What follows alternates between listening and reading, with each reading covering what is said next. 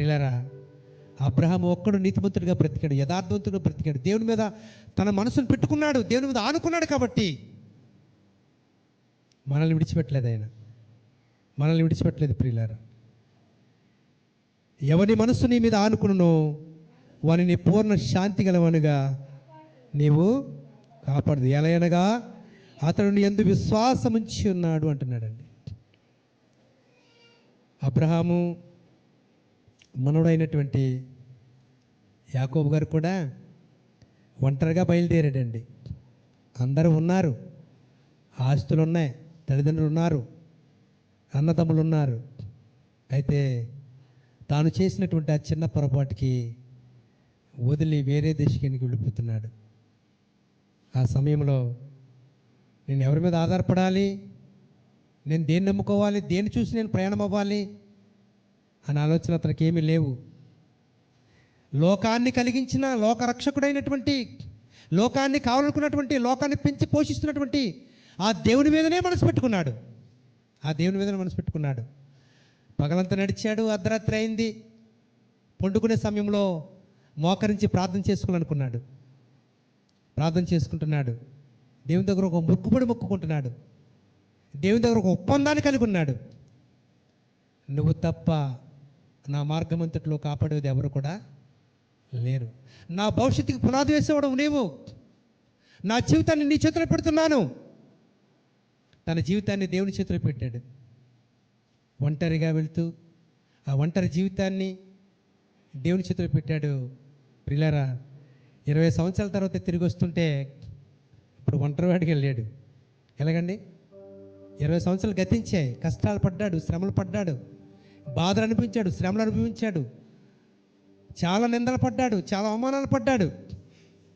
కానీ నన్ను నేను దేవునికి అప్పగించుకున్నాను కనుక నేను దేవుని చేతిలో ఉన్నాను. నన్ను ఏమి చేయాలనుకున్నా దేవుడే చేస్తాడు, ఎందుకంటే నేను దేవుని మీద ఆనుకున్నాను అనే ఆలోచన తనకుందే. 20 సంవత్సరాల తర్వాత భార్య, పిల్లలు, పశువులు, సంపద, పనివారు కలిగి తిరిగి వస్తున్నాడు. ఒంటరిగా వెళ్తున్నప్పుడు చాలా బాధలో, చాలా దుఃఖంలో, చాలా కృంగుదల్లో, చాలా వ్యాధుల్లో జీవించాడు. భయపడుతూ వెళ్ళాడు, భయము కూడా వెంటాడుతూ వెళ్ళింది. కానీ అరణ్య మార్గంలో దేవుడికి అప్పగించిన తర్వాత ధైర్యంగా జీవించాడు. అందుకనే ఎవరి మనస్సు నీ మీద ఆనుకున్నో వానిని పూర్ణ శాంతి గలవానిగా కాపాడుతూ. పిల్ల భూ సంబంధం ఆస్తే కాదు, భూ సంబంధం సంపదే కాదు, అయితే ఒక కుటుంబంగా స్థిరపరచడమే కాదు, పర సంబంధం ఆశీర్వాదం పొందుకుని తిరిగి వస్తున్నాడు. పర సంబంధం ఆశీర్వాదాన్ని పొందుకొని తిరిగి వస్తున్నాడు. కీర్తన గ్రంథము 9వ అధ్యాయంలో ఒక మంచి మాట చూద్దాం. కీర్తన గ్రంథము 9వ అధ్యాయము 10వ వచనం. కీర్తన గ్రంథము 9వ అధ్యాయము 10వ వచనం అండి.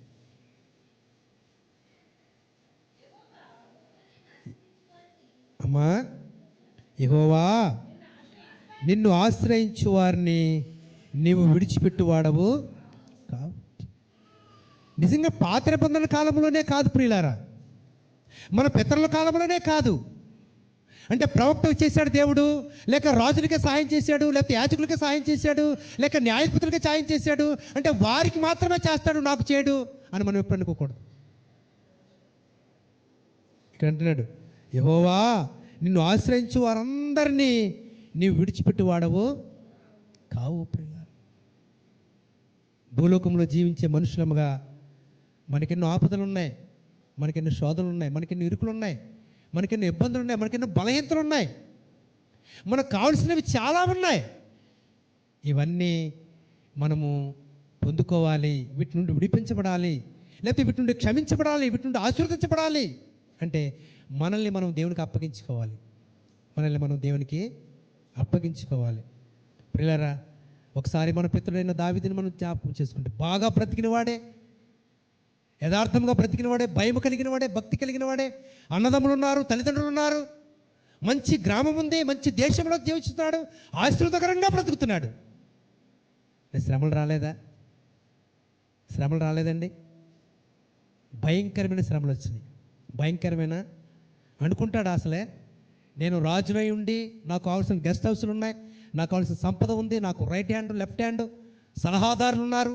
ఏంటండి, ఎంతమంది నా చుట్టుపక్కల ఉన్నారు, దేశానికి నేను రాజుని, నాకు శ్రమ వస్తుందా అని అనుకుంటాడు ఆయన. కనుక ప్రతి ఒక్కరిని శోధన శోధిస్తుంది, ప్రతి ఒక్కరికి శ్రమలు ఉన్నాయి, ప్రతి ఒక్కరికి బాధలు ఉన్నాయి.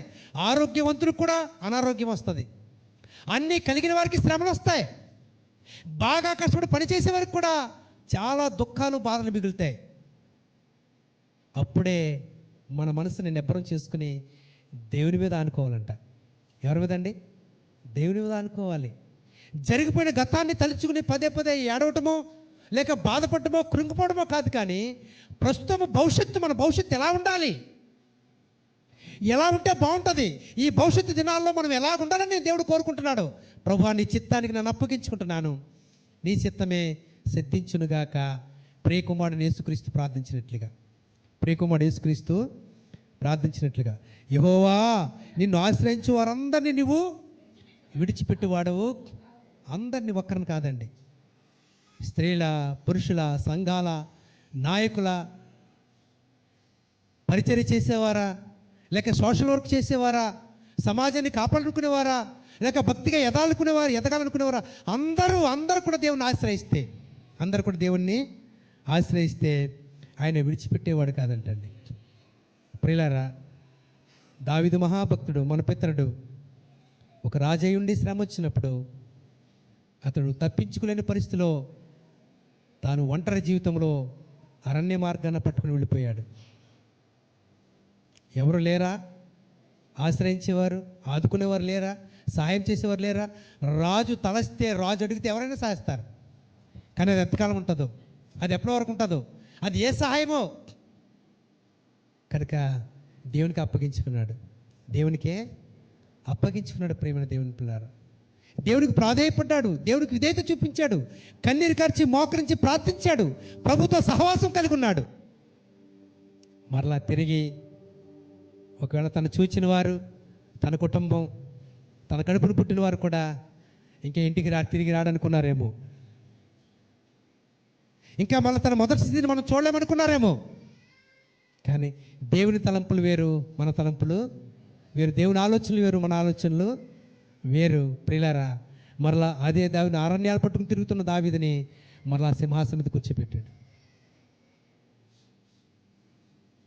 అందరూ ఆశ్చర్యపోయేలాగా, అందరూ ఆనందించేలాగా, అందరూ సంతోషించేలాగా, అందరికీ మేలు కలిగేలాగా, అందరికీ మరలా దేవుని మనసు తెలిసేలాగా దేవుడు సింహాసనం ఎక్కించాడు. మీ నా జీవితంలో కూడా ఒక మంచి స్థితిలో, ఒక ఉన్నతమైన స్థితిలో, ఒక గొప్ప స్థితిలో, ఒకరిని ఆశ్రయించలేని స్థితిలో మనం బ్రతికుండొచ్చు. కానీ ఒకవేళ దేవుడు మనల్ని పరీక్షిస్తే, ఒక శోధనకి ఒకేలా మనం చిక్కుకుంటే, ఏ శోధనైనా మనం వెంటాడుతున్నట్లయితే భయపడిపోకూడదు, బెదిరిపోకూడదు. దేవుని కొరకు బ్రతికే వారం ఉండాలి, దేవుని కొరకు జీవించే వారం, నిలబడే వారం ఉండాలి, తట్టుకునే వారం ఉండాలి. ఏబు సహించినట్లుగా, ఏబు ఓర్చున్నట్లుగా, ఏబు ప్రార్థించినట్లుగా, ఏబు ప్రాధేయపడినట్లుగా, ఏబు ఎదురు చూచినట్లుగా. ఇంకా చివరి క్షణాలు వచ్చేసింది ఏబు గారికి. ప్రపంచమంతా అనుకుంటున్నారు ఇంకా యోబుని మనం చూడలేమేమో అనుకుంటున్నారు. కానీ ఆ క్షణంలో యోబు గారు అంటాడు, నా దేవుడు సజీవుడు, నేను సజీవంగానే దేవుణ్ణి చూస్తానంటున్నాడు. చనిపోవాలనుకున్న అతను జీవం గల మాటలు పలుకుతున్నాడు, ఎందుకంటే దేవుని ప్రత్యక్షతను కనుక్కున్నాడు, దేవుని ప్రత్యక్షత పొందుకున్నాడు. ప్రేమ దేవుని పిల్లలారా, నిరీక్షణ కలిగి ఉండాలంటే, దేవుని మీద ఆనుకుని ఉండాలంటే, ప్రతి పరిస్థితిలో, ప్రతి ఆటంకంలో, ప్రతి శోధనలో నిలబడే వారంగా ఉండాలంటే, ఒక భార్య భర్తకు ధైర్యం చెప్పేలాగా, భర్త భార్యకు ధైర్యం చెప్పేలాగా, పిల్లలు తల్లిదండ్రులకు ధైర్యం చెప్పేలాగా ఉండాలంటే మనం దేవునిలో పెంచబడాలి, దేవునిలో పెంచాలి, దేవునిలో పెంచబడాలి, దేవునిలో పెంచాలి. అప్పుడు మనం నిలబడతాం. ఒక తండ్రి తన కుమారుడికి ఏం చెప్తున్నాడు చూడండి, ద్వితీయోపదేశకాండం, క్షమించాలి, 1వ దినవృత్తాంతాలు 28వ అధ్యాయము, 1వ దినవృత్తాంతాలు 28వ అధ్యాయము.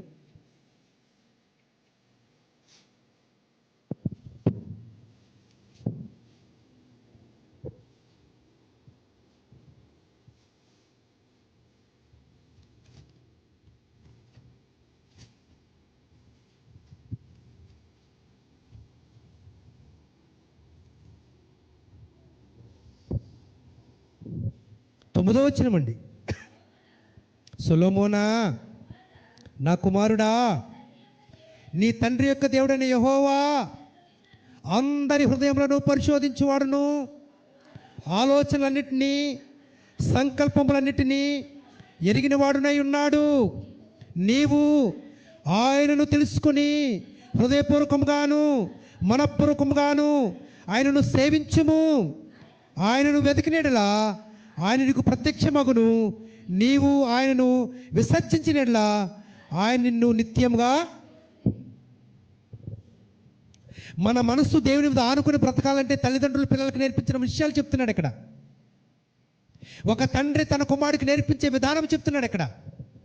కూతురైనా కొడుకైనా తల్లిదండ్రులు దేవునిలో జీవించి దేవుని కొరకు బ్రతికి, అమ్మా మన మనస్సు దేవుని మీద ఆనుకోవాలి, దేవుని కృపను పొందుకోవాలి, దేవుని ప్రేమను పొందుకోవాలి, దేవుని భద్రతను పొందుకోవాలి, మన జీవితాన్ని దేవుని చేతిలో పెట్టాలి.